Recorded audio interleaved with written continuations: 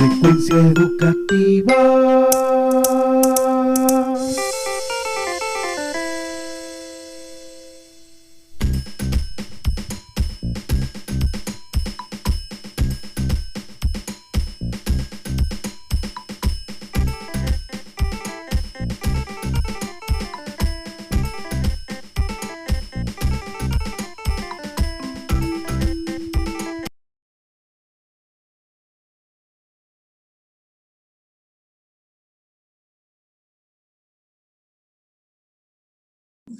Perfecto. Buenos días, estamos muy felices porque hoy se encuentra el profesor Jordi Nomen en lo que hemos llamado conversaciones educativas. Este es un espacio que nace desde el programa Frecuencia Educativa y esta conversación lo que queremos es auspiciar y promover el pensamiento crítico en función a la educación. Jordi está en la ciudad de Barcelona, en España. Él es licenciado en Historia Contemporánea de la Universidad de Barcelona, tiene un posgrado en Ciudadanía Activa de la Universidad también de Barcelona, un máster en Filosofía de la Universidad de Gerona. En el año 2009 recibe un premio que se llama por la organización Edu21 por un trabajo que se llama De Sócrates al iPod, una experiencia del aprendizaje en valores. De luego vamos a hablar de eso que nos interesa muchísimo, pero también en el año 2011 el profesor Jordi obtiene el premio Arnaud de Vilanova por un trabajo que se llama De la publicidad de la lógica a la lógica de la publicidad.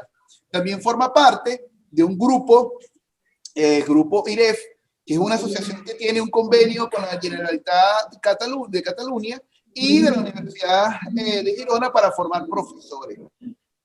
La primera pregunta que te hago y darte las gracias, Jordi, por estar con nosotros en Frecuencia Educativa, es ¿por qué formar ciudadanos capaces? ¿Por qué hoy es necesario tener una formación de ciudadanía? ¿Por qué generar este pensamiento en función a nuestros niños o de nuestros niños?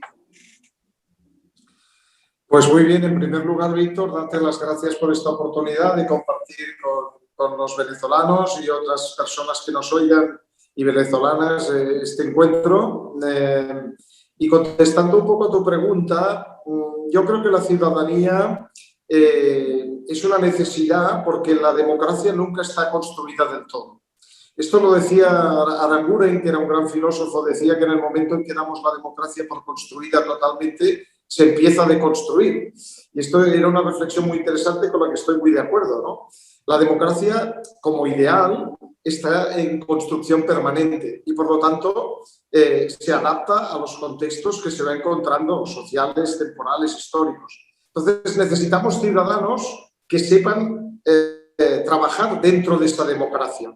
Y esta democracia la vamos a definir entre todos. Entonces, lo que yo provoco es que sea una democracia participativa, que no sea simplemente ir a votar cada 4 años, sino que contenga la participación de los ciudadanos, ¿no? Que los ciudadanos puedan expresarse, puedan opinar, puedan intervenir. No olvidemos que cuando un ciudadano se manifiesta o una ciudadana se manifiesta sobre algo que considera injusto, pues eso es una forma de participación política. Cuando en una asociación de vecinos una persona toma la iniciativa y decide hacerse cargo de esa comunidad por el bien común, eso es una participación política.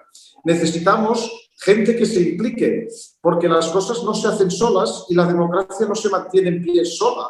Necesita de ciudadanos implicados y ciudadanas implicados y participativos que de alguna manera se comprometan con esa democracia. Y eso creo que hay que crearlo. No es algo que viene dado, sino que gracias a la educación, a la escuela, a la participación en la propia escuela, eso se va generando y se va creando. También, por supuesto, ante los medios de comunicación, ¿no? Que muchas veces pues, utilizan sesgos de falsedad, ¿no? Estas fake news que nos encontramos. Necesitamos ciudadanos críticos que sepan analizar y sepan encontrar la verdad que se esconde detrás a veces de esas manipulaciones, ¿no? Porque si no, la alternativa a eso es una democracia que puede fácilmente caer en peligro, ¿no? Yo creo que uno de los peores riesgos que podemos tener es pensar que la democracia ya se encuentra segura, ¿no? Y que nada puede alterarla, ¿no? Entonces creo que hay que prepararse justamente para ir consolidando esa democracia y madurando la calidad de esa democracia. Y eso necesita ciudadanos activos implicados. Así es.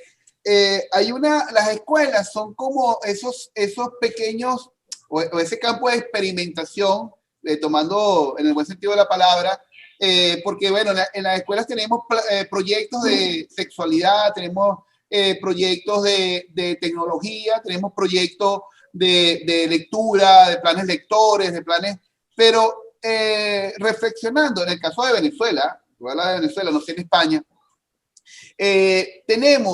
nos falta como un programa de pensamiento político o de accionar político en las escuelas. Ustedes en España tienen esto como dentro de la escuela. Yo dentro de mi escuela yo tengo lo que llaman un gobierno escolar. Es decir, tengo una asamblea estudiantil que fue elegida en un proceso eleccionario con campaña, con todos participamos, todos los profesores, todos los estudiantes, y hay una asamblea estudiantil que ejerce un gobierno escolar, ¿no? Y de esa manera promover el pensamiento político, porque si queremos tener como dice usted, que estamos construyendo las democracias, y todas las democracias no se parecen, porque las democracias son muy sui generis,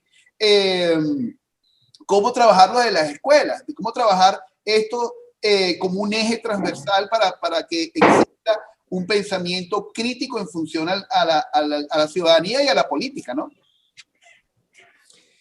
Pues, a ver, efectivamente, yo creo que uno de los peores errores que se puede cometer, a mi juicio, es poner una asignatura de ciudadanía política y pensar que con eso lo arreglamos todo, ¿no? Va a venir un profesor con un libro de texto, va a dar unas lecciones, va a hacer un examen y ya tenemos ciudadanos políticos, porque ya han hecho una asignatura de ciudadanía política, ¿no?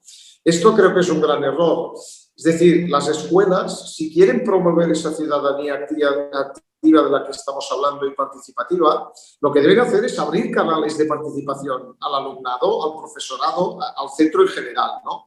Y ahí sí que verdaderamente creo que las escuelas están a niveles muy distintos. Hay escuelas muy avanzadas y escuelas que todavía necesitan mucho recorrido para llegar a eso.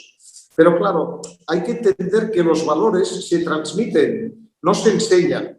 Entonces, si tú quieres enseñar compromiso, vas a fallar ahí. Lo que debes es transmitir compromiso. Y eso se hace con la acción.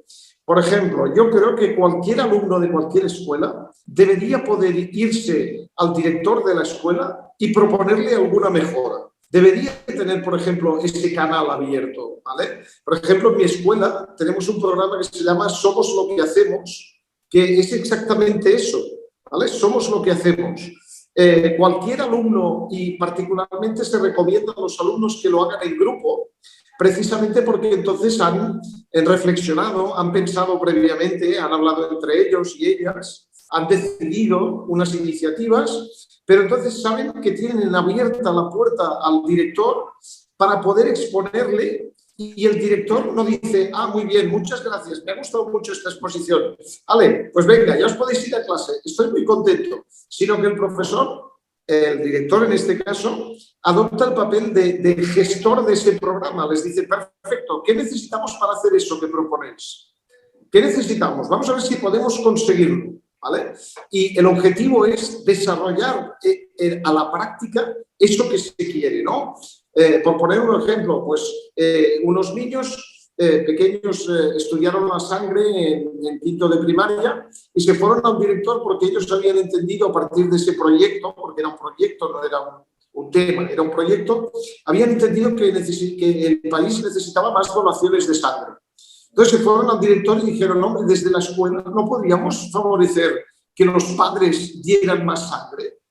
Y el director, ¿qué hizo? Pues dijo, bueno, vamos a ver, ¿cómo lo podemos hacer esto? En primer lugar, hay que saber si hay camiones, ambulancias, vamos, que recogen sangre que se pudieran acercar a la escuela a hacer tal. En segundo lugar, vamos a hacer una campaña de sensibilización con las familias. Vosotros podéis pensar a ver cuáles son, qué podríamos hacer, cuáles son cómo podríamos informar a la familia, qué proponéis vosotros. Redactemos juntos, pero vosotros siendo los principales artífices, esa comunicación a las familias de que tal día vamos a tener aquí una ambulancia para recoger sangre entre los padres que vengan a recoger a los alumnos. Además, vamos a hacer unos carteles bien visibles, bien bonitos, bien motivadores para que estos padres cuando lleguen aquí pues sientan todavía más deseo de poder donar su sangre. Eso es una participación política, porque es algo que vehicula la acción. Lo que no puede ser es que tengamos la participación política como vamos a hacer el tema 1, que es la democracia, haremos un examen al acabar y, oye, ya sabéis lo que es la democracia. Eso no tiene sentido. Eso no incita a la participación política. Totalmente de acuerdo contigo, Jordi, porque cuando hablamos de democracia, cuando hablamos de valores, hay que vivirlo. No es un programa y presentar un examen. Tú decías que hay que formar ciudadanos capaces de crear un pensamiento propio que tenga en cuenta, que tome en cuenta a los demás y que conlleve el compromiso democrático y cívico. Yo creo que eso es fundamental y eso lo decías en el marco del trabajo que te ganaste ese reconocimiento en Edu 21 y eso es fundamental, aunque eso lo tuviste en el 2009, pero ese pensamiento está vigente, ese es un pensamiento que ocupa las escuelas en generar un ciudadano que tenga pensamiento crítico y el pensamiento crítico va tomado de la mano de cuestionar todo, ¿no? Y tu especialidad en los últimos años ha sido la filosofía como una forma de generar conciencia, de generar pensamiento crítico en tus estudiantes. En este momento, ¿es importante hablar de filosofía? Pues mira, yo creo que en este momento es fundamental porque la filosofía es un saber que permite justamente trabajar de forma crítica, creativa y cuidadosa o ética, ¿vale? Que vendría a ser más o menos lo mismo. Entonces, la filosofía, por encima de todo, lo que hace es cuestionar. No responde, sino que pregunta. Ese es el objetivo fundamental de la filosofía, ¿no? Cuestionar.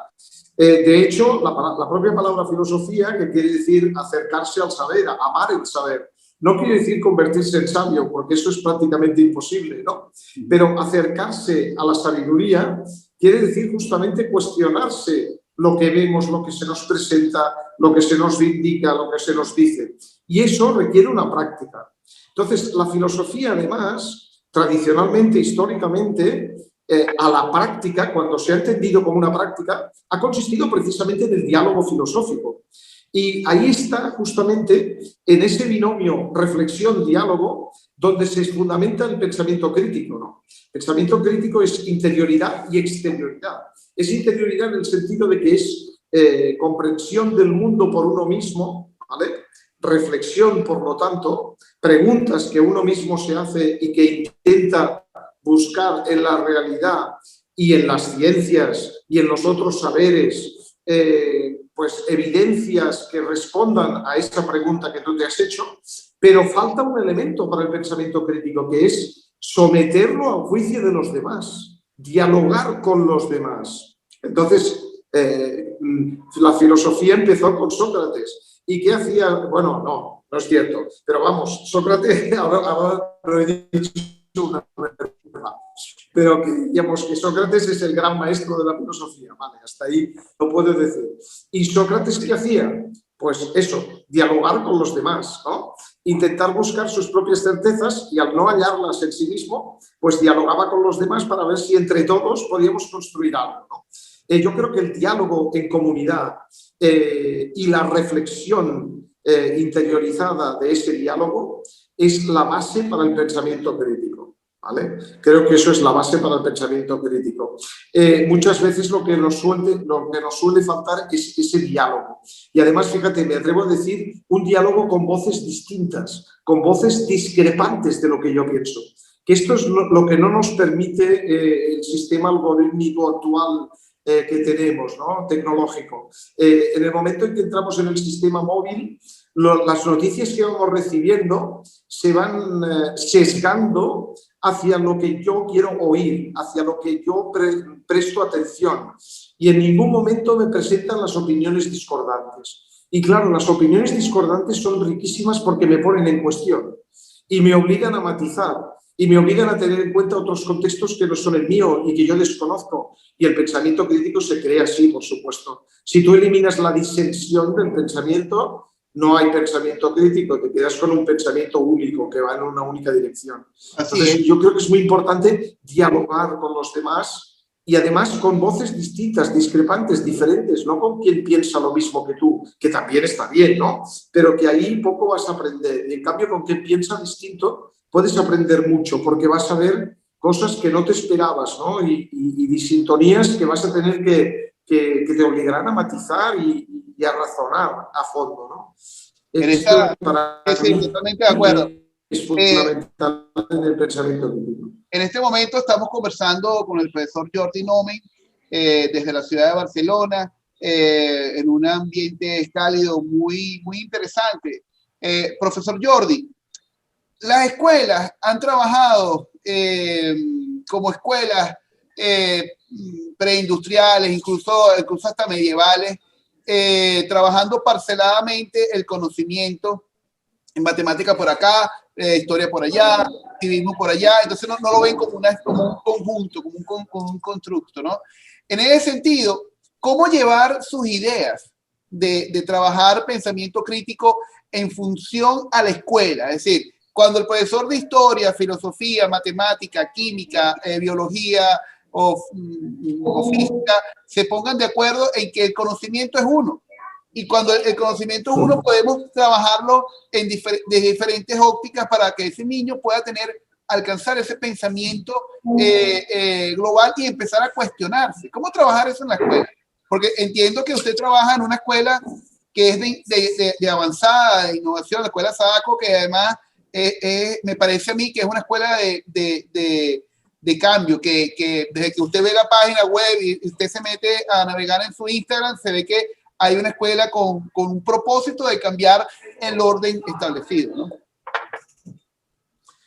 Bueno, sí, nosotros la verdad es que iniciamos este proceso de innovación aproximadamente ahora unos 10 o 12 años, más o menos, y lo primero que necesitas es que haya un claustro dispuesto a cambiar.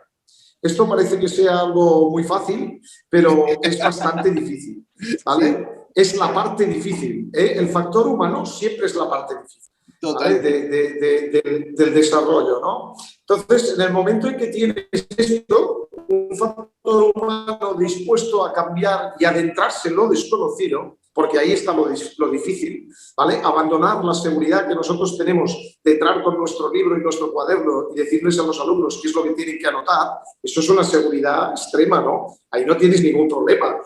Si tú sabes gestionar una clase, con eso no tienes ningún problema. A adentrarse en el territorio desconocido de, no, pero es que resulta que vamos a trabajar 3 profesores juntos en la misma clase de ámbitos diferentes, un profesor de matemáticas, un profesor de ciencias y un profesor de humanidades, en una clase donde habrá grupos cooperativos formados por 4 o 5 alumnos, ¿vale?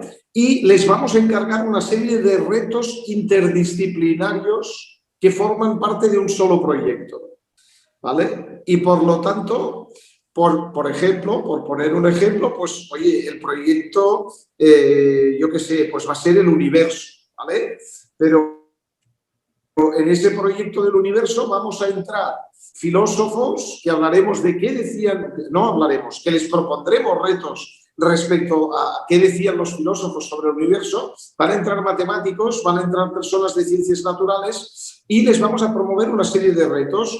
Algunos retos serán de búsqueda de información y contrastación de la información, pero otros retos serán de tipo artístico, porque les vamos a hacer que hagan una maqueta por expand del universo, ¿vale? Por ejemplo. Entonces, ahí, en ese contexto, y vamos a intentar partir de una duda que ellos han manifestado, y es, ¿hay vida en otros planetas?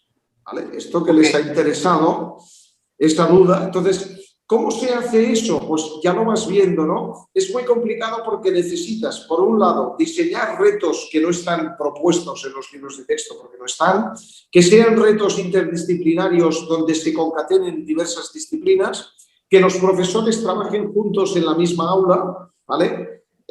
Coeducación de los profesores y que los alumnos estén en grupos cooperativos para que pueda haber ayuda y desarrollo entre ellos, entre iguales. Y todo eso al servicio de un proyecto que parte de una inquietud y es, ¿puede haber vida en otros planetas? Y que permite, una pregunta, y que permite entrar ahí a los diversos especialistas conjugadamente para trabajar juntos. ¿Eso se puede hacer? Sí. ¿Es fácil? No. Es muy difícil, ¿vale? Porque hay que introducir todas esas variables que estamos haciendo. Todo eso no se debe introducir de golpe.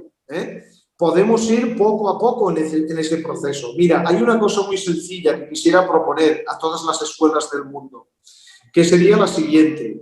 Oye, que cada profesor tenga la oportunidad en un trimestre de entrar al aula de otro profesor. Sí, oye, buenísimo. Sí. ¿Vale? Pero no para observarle y valorarle, porque, hombre, si no ya estamos otra vez, sino simplemente para ver qué hace el compañero o la compañera, qué hacen. Y con que hagan un primer paso por decir, oye, pues mira, he visto que tú haces esto y yo en mi clase hago esto otro. ¿Qué te parece si en algún momento los reunimos y juntos reunimos nuestros alumnos? Bueno, ahora en pandemia esto está complicado, pero cuando podamos un poco más, ¿no? ¿Qué te parece si reunimos nuestros alumnos y juntos hacemos algo con todos ellos? Ese es un paso que no es tan difícil, que es posible. Nosotros lo empezamos así, entrando en clases unos de otros, pero no con el papel y el boli para decir, mira, ha gritado demasiado, aquí no ha estado atento. No a fiscalizar, sino justamente aprender del compañero o de la compañera. ¿Qué hace? ¿Qué cosas veo yo que hace que yo no hago y que me hacen reflexionar? ¿Y qué cosas quizás le recomendaría que hiciera de otra manera porque a lo mejor a mí me funcionan de otra manera, ¿no? El profesorado ha estado muy solo en la sala de clase. Ya es hora de que el profesor esté acompañado. Profesor Jordi, Sí. hay algún aspecto que es importante entender a todas las personas que nos van a ver en YouTube y luego nos van a escuchar el día domingo en Frecuencia Educativa. Es que tenemos que entender que los cambios en educación se tienen que dar de forma rápida, pero con mucho sentido y mucho propósito para que no sean, yo llamo, como hacen como hacen todos los gobiernos, vamos a hacer un operativo para tal cosa, pero después se nos olvida, entonces se pierde la intencionalidad. Fíjese algo, en un mundo que resulta que todo es rápido, que todos los resultados son rápidos, los niños piensan en ser youtuber o en ser tiktokero o cantar reggaetón y hacerse millonarios y no estudiar nada o hacerse los locos. Una familia que tampoco se impone para poderle decir a ese niño, mira, usted tiene que respetar, o tienes que trabajar, o tiene que... y también entender que la pandemia ha sido un factor que hay que analizarlo. ¿Ustedes o usted cómo ve la pandemia? ¿Como un agente que ralentiza o un agente que acelera para beneficiar cambios a la educación? ¿Cómo ve la pandemia en este momento? Mira, yo desde mi punto de vista, en mi opinión, creo que cualquier hecho crítico, y la pandemia lo es, ¿vale? Cualquier evento que ponga en crisis es a la vez una oportunidad a la vez y un peligro. ¿Vale? De hecho, el símbolo, hay una cosa muy, muy curiosa y es que el símbolo chino de crisis tiene dos ideogramas, tiene dos símbolos.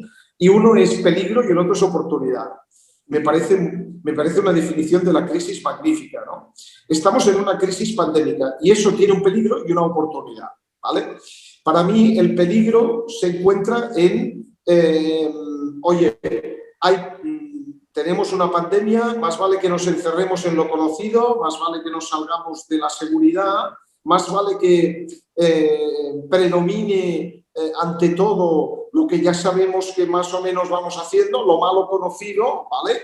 Porque hay una situación de crisis y por lo tanto no podemos hacer nada en esta situación de crisis. Si eso es lo que predomina, pues la pandemia no nos va a traer nada bueno, ¿no? Ya nos trae bastantes cosas malas, pero es que además no nos va a traer nada bueno, ¿no?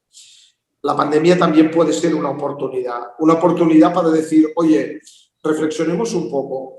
Nuestros niños y nuestras niñas van a vivir un contexto de crisis permanente, porque esta pandemia no va a ser la última. Esto ya podemos tenerlo por seguro, ¿no? No va a ser la última. Los riesgos que hay para el mundo son extraordinarios, empezando por el riesgo medioambiental y acabando por el riesgo de la pobreza, ¿vale? Los riesgos que tiene el mundo actual son enormes, son fundamentalísimos. Entonces, necesitamos una juventud, necesitamos una niñez que poco a poco vaya viviendo en la incertidumbre y vaya sabiendo gestionar esa incertidumbre y vaya sabiendo no hundirse ante las situaciones de crisis, sino verlas como también una oportunidad para hacer cambios que nos vayan a llevar a mejor, ¿no? Se dijo aquí mucho en España, al principio de la pandemia, esta pandemia nos va a cambiar a mejor porque nos va a hacer más solidarios. Ahora lo que se está diciendo es, esta pandemia nos está volviendo más egoístas. Es decir, fijaros, hemos pasado de un extremo al otro extremo, ¿no? Ante la inseguridad... Profe, sí. Una de las cosas, para que lo veas aquí en Venezuela, nosotros pensábamos que con el encierro, el tema de generar una conciencia superior por el ambiente, por el otro, por la cooperación. Sí hemos exaltado el tema de la cooperación. Mi esposa, que es ambientalista y le gusta el tema de los animales y apasionada por todo esto, bueno, dijo, bueno, mira, que sí, que en las costas aparecen hasta tiburones ballenas. Pero vimos una escena grotesca. Yo vivo enfrente a la playa, yo abro esas ventanas y está la playa. Bueno, una escena grotesca, unos pescadores agarraron un tiburón ballena y lo despedazaron, ¿no? Entonces, de manera terrible, que eso al final es porque la naturaleza del hombre tiene que cambiarse, pero no de sopetón, es con propósito y con mucha comprensión y ¿cómo se llama esto? Consolidación de un pensamiento crítico para poder cambiar, ¿no? Mira, yo pienso que tenemos que trabajar mucho en entender que la felicidad de los demás depende de nosotros y nuestra felicidad depende de la felicidad de los demás. Es decir, no podemos pensar solo en salvarnos nosotros. Eso no es una salvación, eso no va a conseguir resolver los problemas de los que estamos hablando. Entonces, claro, si la escuela trabaja de forma cooperativa, que es lo que nosotros proponemos desde Filosofía para Niños, les estaremos enseñando que el valor de cooperar, el valor de respetar al otro, el valor de tener en cuenta de que todo el mundo tiene fortalezas y debilidades y que cuando sumamos nuestras fortalezas podemos afrontar juntos nuestras debilidades, eso es una preparación, yo creo, de futuro que sirve perfectamente a ese objetivo que decíamos, ¿no? El mundo se nos está escapando de las manos y o aprendemos un sentido del bien común y de la generosidad distinto al que tenemos o vamos a llegar tarde, sencillamente llegaremos tarde, porque esta pandemia la podremos sortear finalmente. Vemos que más o menos con las vacunas, etcétera, pues quizás vamos a conseguir sortearla. Pero ante un desastre medioambiental es que no vamos a poder sortearlo. Entonces, no se trata de ser alarmistas, se trata de ser prudentes y de decir, aunque ahora estamos a tiempo, pero para llegar a resolver esos problemas hay que colaborar. ¿Vale? Lo que no puede ser es que, por ejemplo, las vacunas estén llegando al mundo desarrollado de una forma extraordinaria y en África no hayan visto una vacuna ni por asomo. ¿Vale? Aquí, o en Latinoamérica. Aquí, una cosa que profesor, esto no puede ser, esto no puede ser porque... Hola. Víctor, ¿me oyes? Te Ahora. escucho, ahora sí te Sí. escucho. Sí. Cierre la idea, que se perdió un poco por mi internet. Cierre su idea, por favor. Iba a decir que que en América Latina no teníamos acceso, ahorita en este momento, No, mismo, claro, exacto, que esto no puede ser, no es posible, o sea, no puede ser que fundemos el mundo respecto a unos que sí tienen y otros que no tienen. Es que eso no se aguanta por ningún lugar. Eso hay que cambiarlo, ¿no? No podemos vivir en un mundo en el que haya tantísima gente muriendo de enfermedades evitables y muriendo de hambre. No se puede consentir. Y eso, la única forma de cambiarlo, entiendo yo, que es la educación. La educación y la educación. Que la gente tome conciencia de que no estamos solos, que no somos solo nosotros, que hay que compartir, que hay que ser generosos. Y eso hay que educarlo desde bien pequeños. Así es. Eso no es un cambio de valores que se puede hacer cuando uno ya es mayor. Profesor, usted en el año 2018 escribió un libro que se llama El niño filósofo. El niño filósofo, y hay algo que, grosso modo, algunas ideas que dice usted, los niños tienen una extraordinaria capacidad de asombro y curiosidad. Yo, a lo largo de mi carrera, creo profundamente que eso es así. Yo lo he vivido con mis estudiantes. Yo he tenido la posibilidad de estar viviendo en diferentes partes de mi país y he tenido la posibilidad de ver crecer a mis estudiantes. Y esa capacidad de asombro es como el gran tesoro que tienen las escuelas. ¿Cómo no permitir bajo ningún concepto que se pierda esa capacidad de asombro?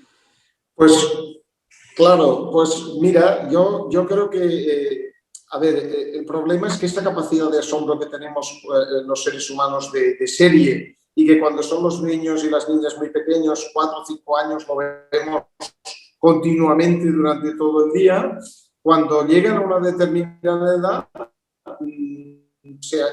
no está, ha desaparecido.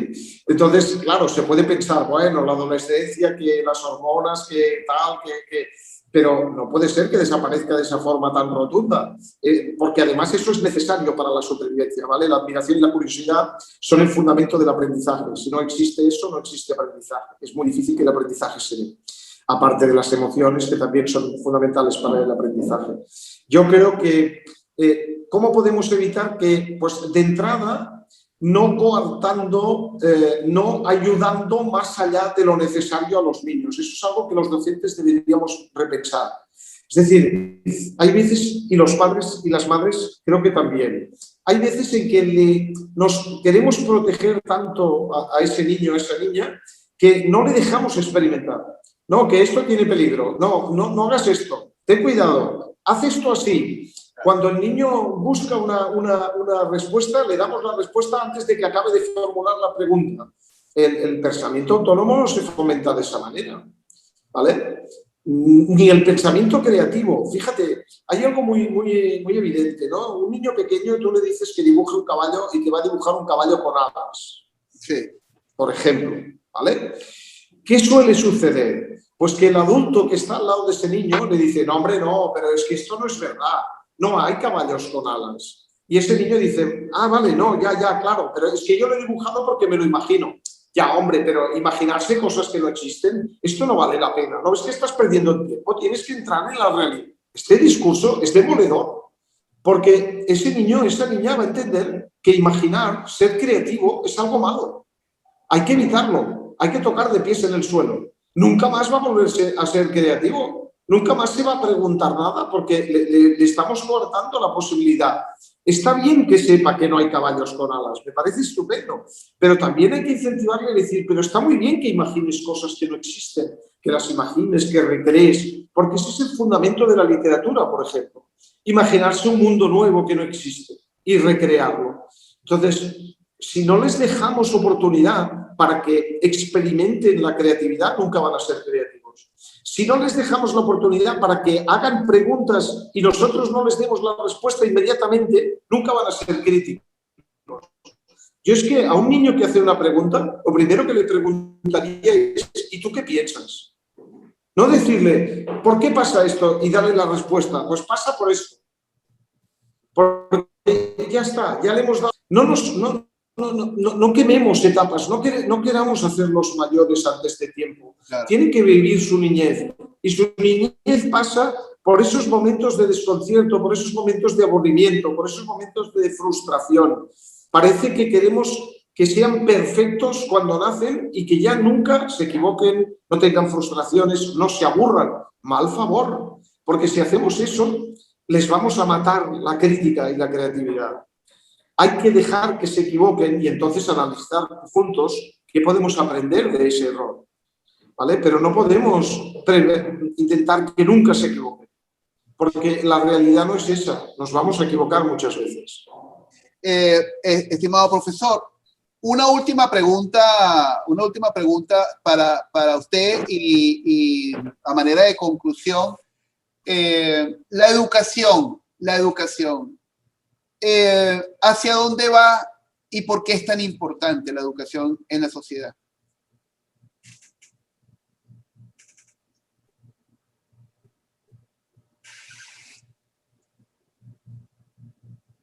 Estamos conversando. La educación debería.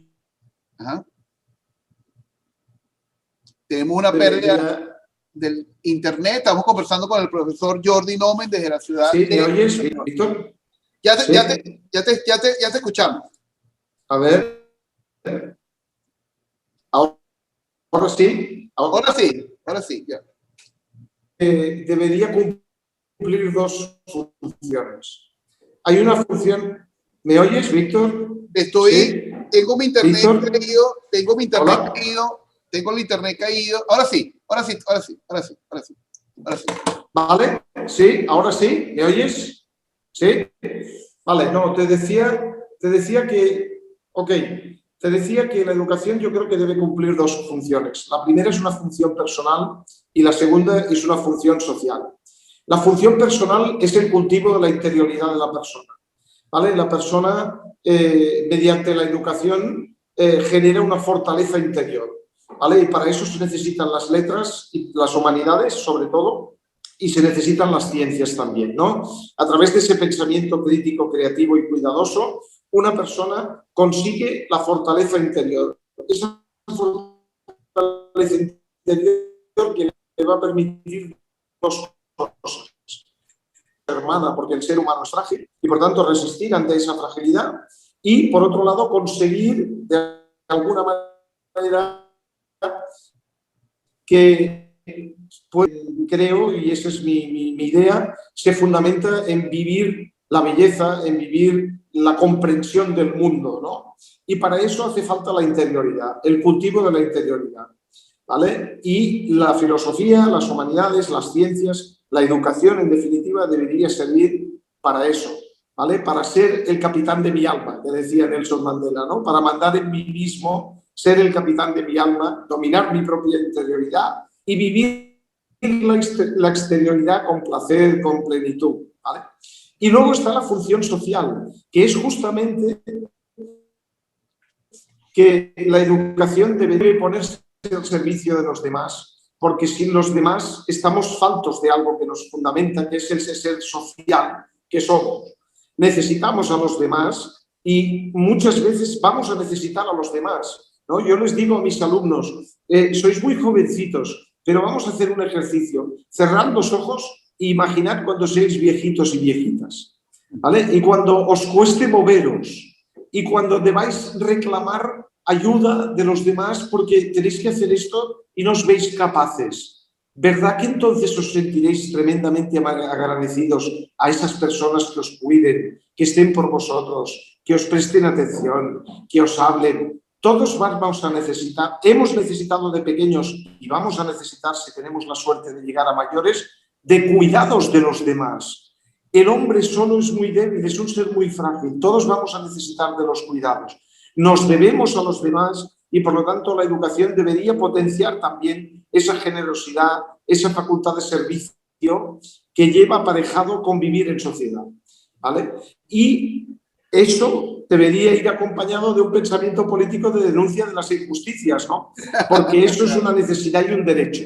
Claro, ¿vale? Claro Claro que es un sí. derecho, no es una piedad. No es una piedad. Pobrecitos, vamos a ayudarles porque pobres. No, no, no. Es un derecho que tienen, ¿vale? Porque afortunadamente durante 20 siglos hemos luchado para que existan los derechos. Y nuestra generación y las que vienen deberán luchar para que se mantengan esos derechos, para que sean derechos. Y un derecho no es una piedad. Un derecho es algo que se puede exigir porque se ha luchado para conseguir. Entonces, la generosidad, la educación debe ir también a esa defensa de los derechos de los seres humanos que los tienen, porque se ha luchado mucho para conseguirlos, pero porque son dignos, porque el ser humano no tiene precio, tiene valor y es insustituible, es único. Y todos y cada uno de nosotros, todos los seres humanos, tenemos derechos. Y esos derechos tenemos derecho a reclamarlos. Y eso la escuela debería convertirlo en un mantra, ¿vale? Fundamental. Por lo tanto, interioridad y exterioridad, ¿vale? Cultivo de uno para cultivar a los demás también. Qué bueno. ¿Vale? Para ver si podemos conseguir que el mundo sobreviva un poco más, ¿vale? Bueno, y un poco mejor también. Muchas gracias, profesor Jordi, por su tiempo, por su apertura. Nosotros de Venezuela estamos muy expectantes de todo su trabajo. Creemos que la educación es una gran aldea que une al mundo, y desde Frecuencia Educativa estamos trabajando para ello, para que personas como usted puedan escucharse en mi país, como que se escuchen en Colombia, se escuchen en Argentina. De hecho, este material lo voy a colocar también allá, en esos países, porque creo que es fundamental que nos conozcamos las personas que trabajamos en educación y que tenemos el propósito de cambiar el mundo partiendo de ellos. De verdad, muchas gracias por su tiempo. Vale, gracias. Muchas gracias a ti, Víctor. Un abrazo, ¿vale? Hasta pronto. Gracias. Ya sabes dónde estoy. Seguro. Ahora, espérese ahí, profe, espérese ahí. Fíjese, profesor, dos cositas. Y ya de último favor. Le voy a enviar unas preguntas para que usted me envíe las 4 notas de voz de 4 minutos para el programa del domingo. Usted me la envía por WhatsApp y yo las pongo, ¿ok? Y disculpe la molestia. Y lo otro, hay un profesor de Venezuela, él nació en España, el profesor Antonio Pérez Clarín. Él nació en España y se fue muy temprano a Venezuela, ¿no? Y en Venezuela formó parte de una organización que se llama Fe y Alegría, no sé si usted la conoce, que es un constructo que nace en Venezuela, pero ahora está en toda América Latina, en el África.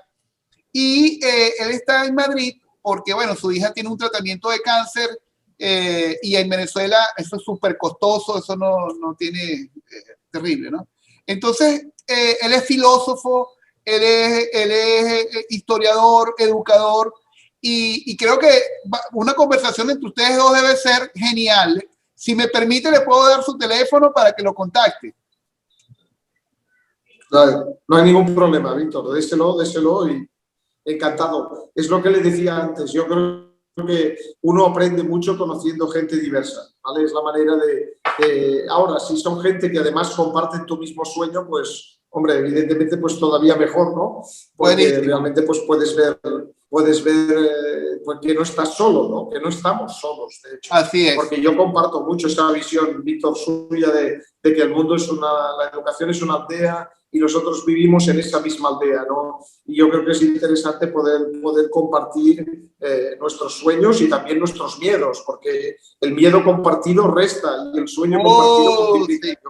Sí. Yo creo que eso vale la pena tenerlo en cuenta. Así es.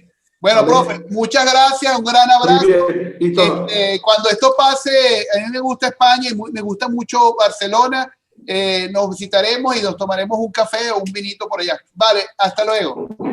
Aquí estaremos, vale, Víctor. Seguro. Oye, que vaya muy bien la finalización del embarazo y el hijo, ¿vale? Enhorabuena, un abrazo. Enhorabuena, seguro. Gracias, profe. Amén. Hasta luego. Frecuencia Educativa.